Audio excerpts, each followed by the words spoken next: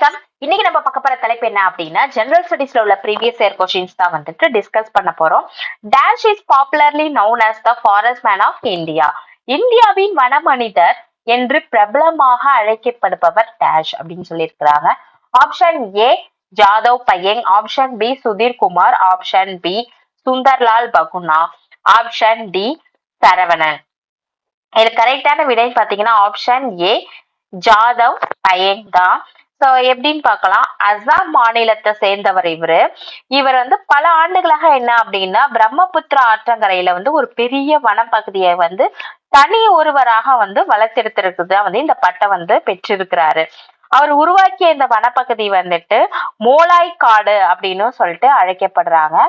So இவர் வந்து நம்ம பெரிய வனப்பகுதின்னு சொல்றோம் இல்லையா, சுமார் இது எவ்வளவு அப்படின்னா சுமார் 1360 ஏக்கர் பரப்பளவு வந்து இவர் வந்துட்டு தனி ஒருவராக வந்துட்டு வளர்த்தெடுத்திருக்கிறாரு.